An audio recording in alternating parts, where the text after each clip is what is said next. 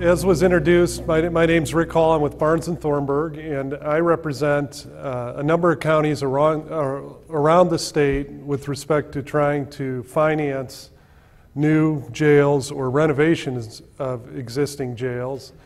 And I also represent the Indiana Association of County Commissioners as their general counsel and also on lobbying issues. So I've been actively engaged in the discussions this past spring with respect to legislation on county jails.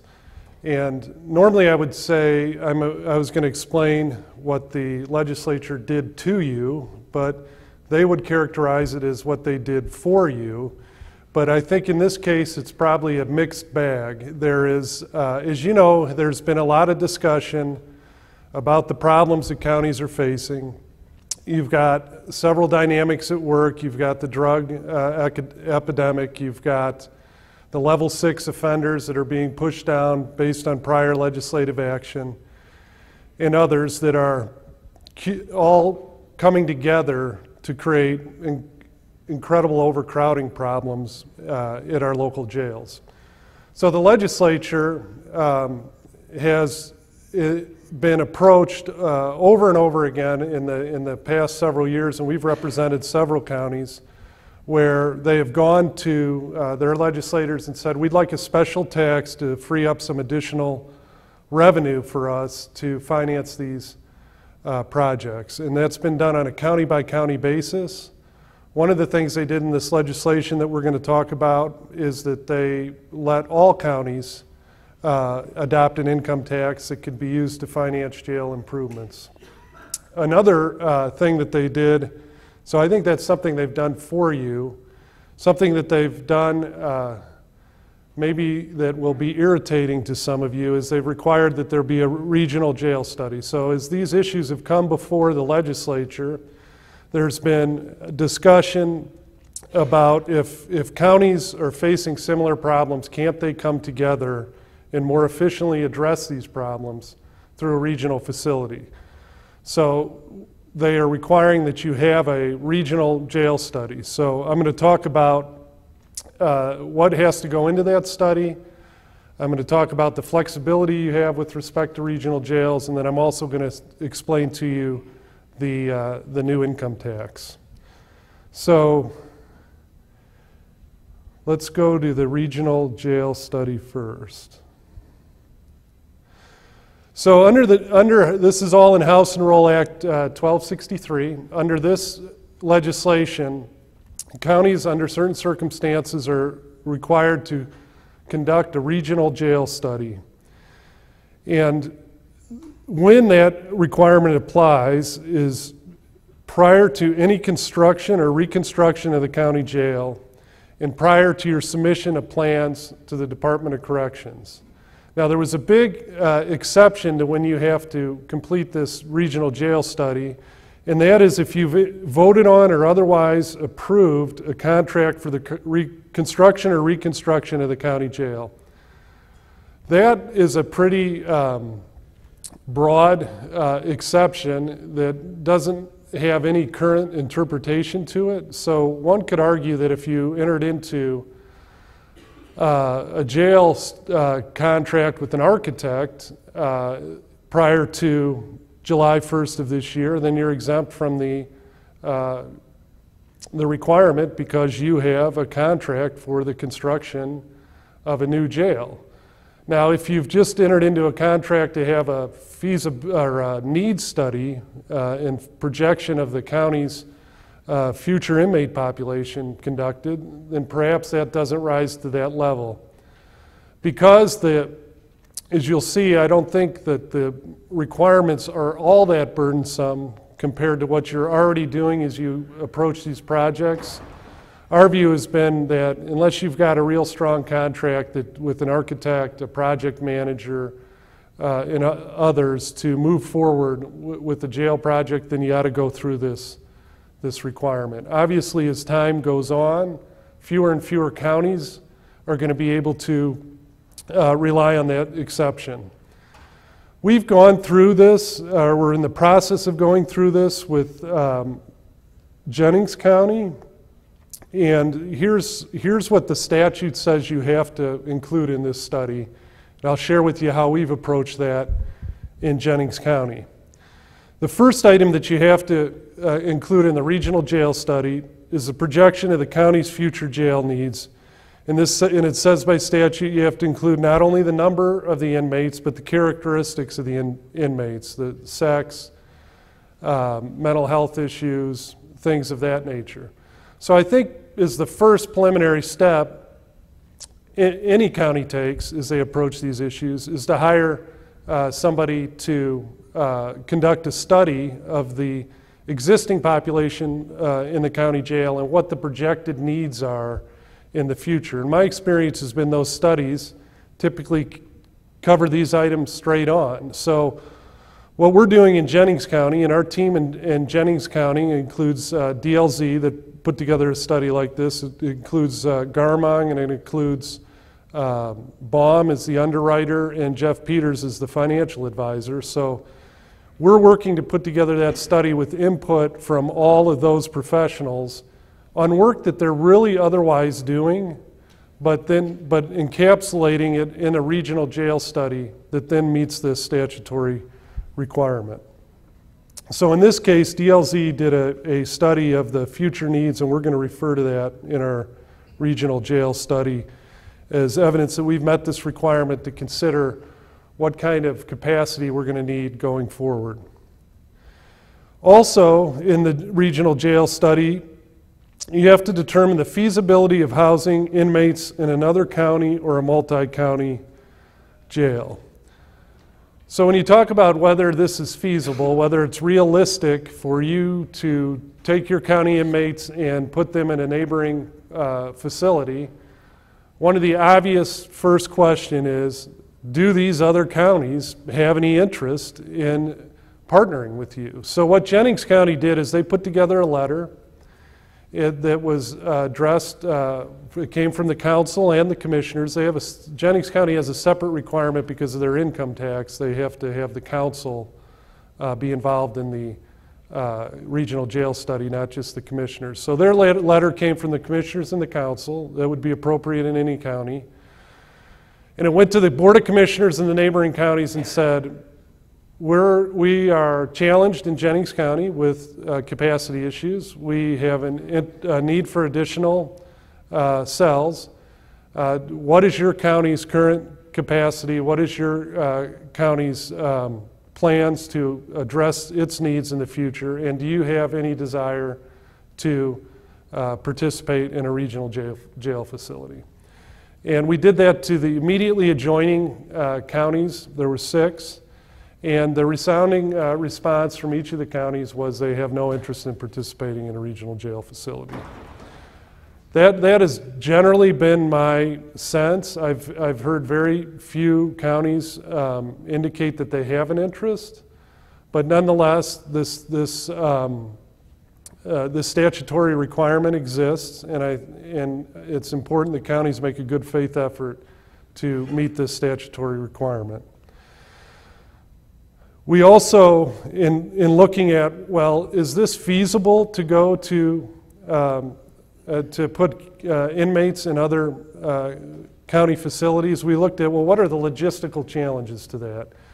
As you know, with the processing of inmates, there is going to be additional costs that are associated with that as you move to other counties and have to transport back and forth to counties. Also, there's going to be issues as to how you allocate your governmental responsibilities. So, who has first dibs on capacity? How is that going to be addressed as demographics and needs shift over time? Not saying these things are completely insurmountable, but they're issues that were identified both by the professional team and by the counties that they approached about whether to do this regional facility. Obviously, too, if you were to do some kind of regional facility, how do you allocate the fiscal responsibilities? So, particularly as those align with the use of the facility. Often, as you know, the construction of a jail, whether it's brand new or an improvement, currently is a major financial undertaking. So that typically requires the issuance of debt. Debt is usually outstanding for at least 10 years, often 20 years. That's a long time period. How do you allocate the financial responsibility for that? Is one county going to be on the hook? Are they both going to pledge their tax revenues to it? Again, not necessarily issues that are impossible to solve, but that just present very difficult challenges in trying to work through the construction and financing of an asset that's going to have to be paid off over decades and is going to be used for decades, hopefully.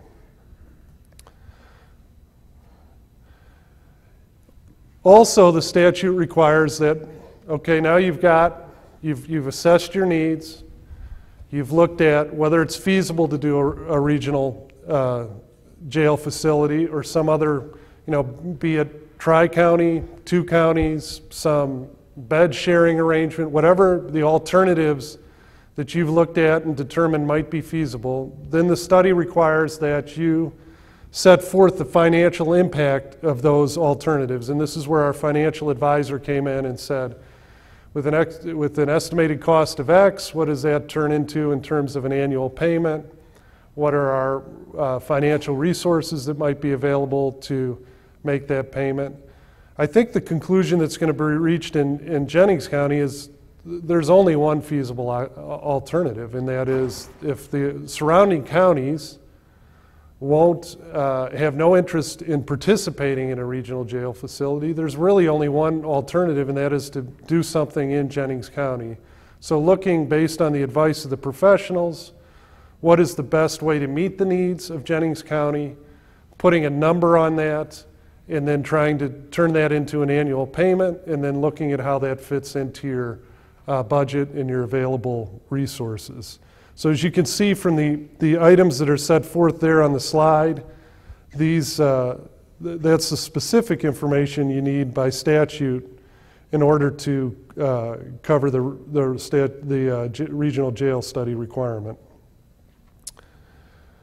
As I said earlier, who has to approve this? It's the Board of Commissioners that has to approve the regional jail study, and again, this has to be done before you submit your plans to DOC.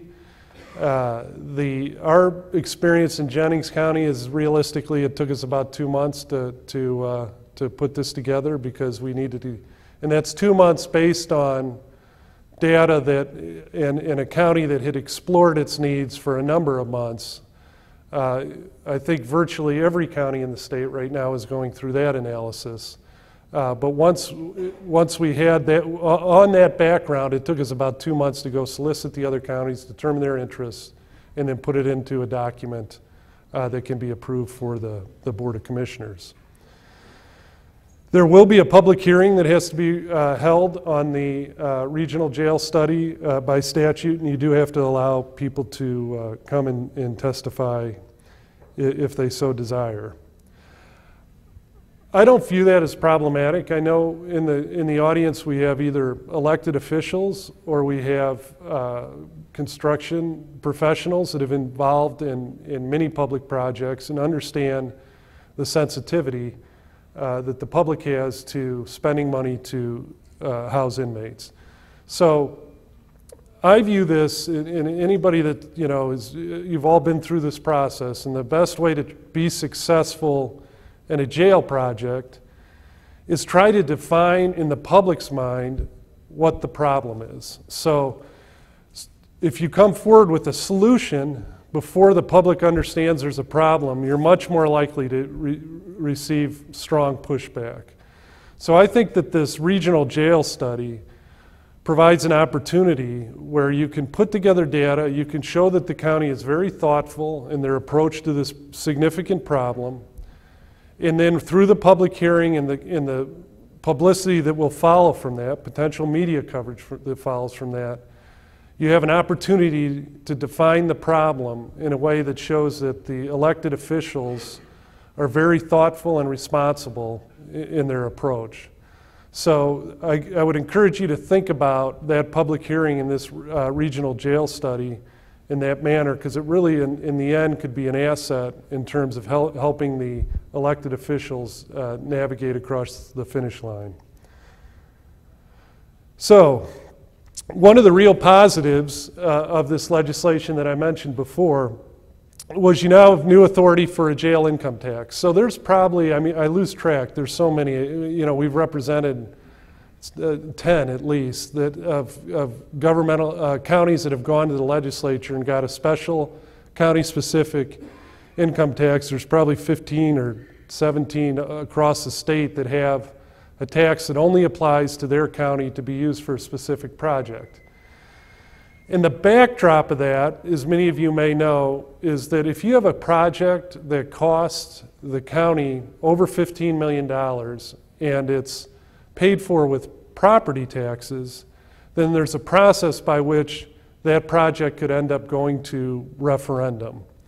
So that referendum process in a project over $5 million could go to a petition or remonstrance process. Neither of those additional requirements apply if you're anticipating to pay for your project with income taxes rather than property taxes. So because we all know that it would be very difficult to pass a referendum for a new jail, the consistent approach historically from counties, and I anticipate will be the same going forward, is to pay for it with income tax. They may choose to put their property taxes as backup to get a better rating, but ultimately they will budget and intend to pay for their jails with income taxes.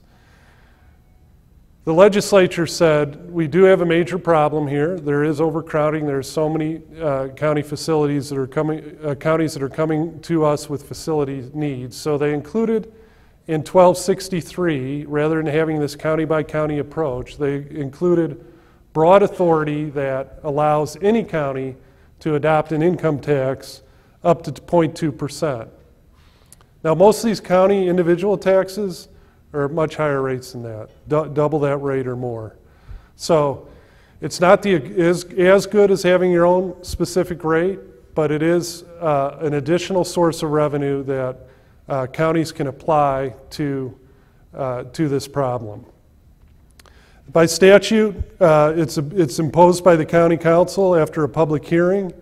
You can use it to pay for correctional and rehabilitation facilities. Each county has a local income tax rate that has an overall cap at 2.5%. This is within that 2.5% limit. What's different about this, though, is that most income taxes, the general income taxes imposed in the county, go to all the taxing units in the county and the county.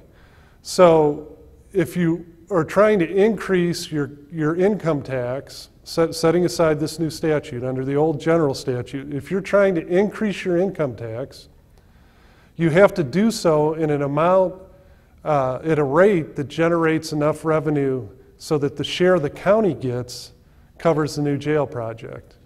So, but there will be additional revenue that goes to the other communities. So if you have a $250,000 annual problem to fix, and your income tax, generally, the county only gets half of it, you have to take $500,000 out of the taxpayers' pockets to get the county's $250,000 that they can then dedicate to the project. What's nice about this income tax is that's not the case. The revenue that comes from this tax only goes to the county. So taxpayers only pay an additional $250,000, and all $250,000 goes to the county to be dedicated to the project. So it's really the most efficient way in that regard to finance a project. Those of you that may be working in counties or working with counties that are addressing these issues, the calendar for adoption of the tax is set forth on the slide. If you adopt by August 31st, then it becomes effective October 1st. If you adopt by October 31st, then it becomes effective January 1st. If you were to go past October 31st, you were adopted in November or December of 2018, it's not going to become effective until January 1st of 2020. So one thing to think about for your county or counties you're working with is if you know that you have this issue that inevitably has to be addressed, and you think you've successfully defined the problem for the public so that they would have an understanding why you're going to adopt this tax, you might considering adopting the tax in advance, because what you can do is then set that revenue aside as it comes in, and it just later helps buy down the cost of your project if you don't go out to bid or go do your financing for another 6, 8, 12 months. You've at least been able to set that revenue aside and reduce the amount that you have to borrow. You can pledge this to bonds or leases, but it can't be in effect more than 20 years. So that would be another thing to consider with your financial advisor. If you do adopt it early, you can't, so say for example you adopted it, kept it in place for 18 months before you ever went to the bond market to borrow your money. You couldn't have bonds that were more than 18 years in maturity because your tax is going to go away in 20 years, unless of course you had some other repayment source. The final component of this bill that was provided by the legislature is the ability to enter into regional jail agreements. Right now, counties have the ability to enter into interlocal agreements with other governmental authorities, be it cities or counties, to carry out their functions jointly. This statute is not intended to undermine the general authority that counties would have had already to enter into joint agreements to do regional jails. But it provides more of a framework for a possible alternative should counties choose to enter into a regional jail. And you can see here on the slide that it gives you the authority to enter into an agreement for the construction, maintenance, or operation of the jail. As I said, it just supplements the current authority that's in existence. It could be with any other political subdivision. It could even be with the state of Indiana or another state or a federal agency. The commissioners can approve such an agreement without first getting approval from the county council and the county sheriff. The statute sets forth certain mandatory terms to that agreement that are on the screen there. They're what you would expect to naturally have in an agreement like this. It has to cover the location, the operation, how the funding is going to be split, the standards that will apply to the regional jail, and the method of determining what inmate programs will be used, how you resolve disputes among participating entities, how you're going to handle any per diems and reimbursements that come in, and then what kind of pledge of local revenue you're going to have to pay off any financial obligation, any bonds or leases that you would enter into in order to complete the project.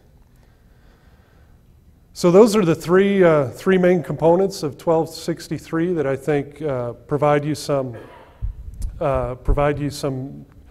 new options with respect to the financing. They also provide some new requirements. I don't think those requirements are overly burdensome. I think they're more documenting the thought process that I've experienced most counties go through anyway. So I'd be happy to answer any questions.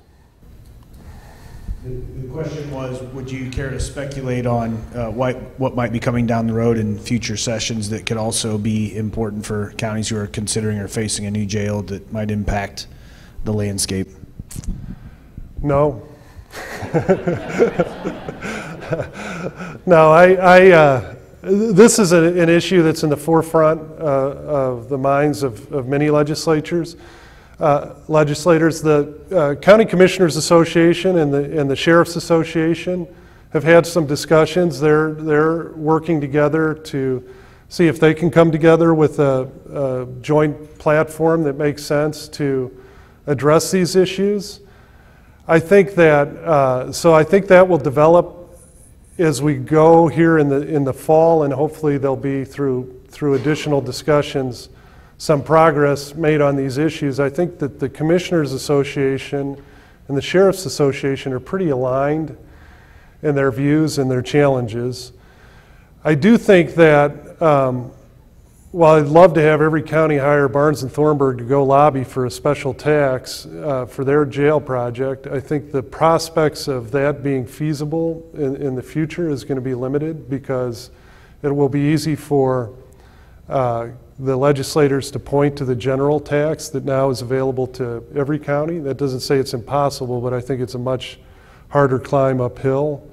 So I think you're going to see, hopefully, by fall, some positions that will be advocated by both the commissioners and the Sheriff's Association. What is your impression as to how many counties are seriously looking at a regional jail as an alternative? I really haven't heard many counties considering the regional jail alternative. I think that there's many of the challenges I described earlier about the logistics and the allocation of powers. I think there's a genuine desire on counties to address this problem in the most efficient and responsible way, but that often, as you know, just addressing a county jail problem in a single county can be a big challenge, given the size of the cost that's involved, the political issues with spending money on prisoners. So I have not seen a big appetite for the regional jails, but that doesn't mean that some counties won't come forward and figure out a solution that works. July 1st, 2014, the feds passed laws regarding who could advise governments on matters of funding and financing and budgeting and so forth. You're acquainted with this. Mm-hmm. The SEC and MSRB. Mm-hmm. It basically took architects out of the game where they could provide to counties or help develop with counties budgets and other things. I went ahead and became a municipal advisor, the only one we knew of at the time who was also a licensed architect. Mm-hmm. How does your team handle that responsibility? In other words, the architect can no longer do this alone. We typically have a registered municipal advisor involved in the deal. So in the Jennings County situation, Jeff Peters is the registered municipal advisor that performs that function. And if you're going to get to the issuance of debt, which is often the case with the size of these projects, that's going to be a role that needs to be filled anyway. Thank you so much. Thank you. I really appreciate it very much. Very informative. Thank you.